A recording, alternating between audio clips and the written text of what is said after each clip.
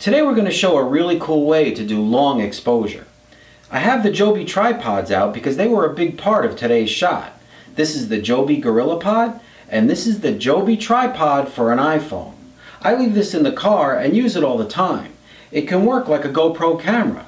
You put your iPhone in this mount up here, and you can do time-lapse photography and long exposure. So let's go outside and we'll show you how it works. I got a Joby tripod. I'm going to mount it on this car and get a long exposure of the driver and show it in motion. The hardware we're using is a Nikon D7100 and a 10 to 24 millimeter wide angle lens. We set the lens to 15 millimeter, but more important, the shutter speed is going to be exposed for a full second. Let's put it on the car and see how it works out. Alright, start the engine.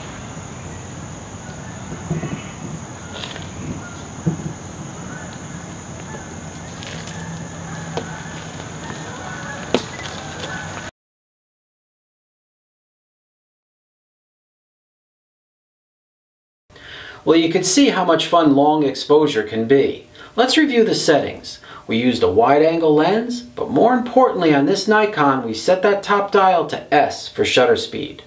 We left that shutter open for a full second, and with a little bit of motion on the car we were able to make it look like it was going really fast. The subject stayed in focus, and long exposure gives you great possibilities. On a Canon, set the top dial to TV for time value and set that shutter speed to whatever's appropriate for the scene. We also took that picture with an iPhone. We mounted the Joby tripod on the interior of the car, and this is the result.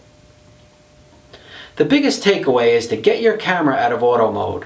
Long exposure gives you huge possibilities.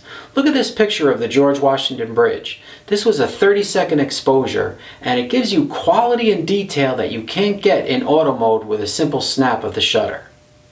Thanks for watching.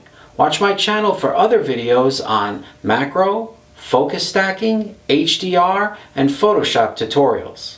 Thank you.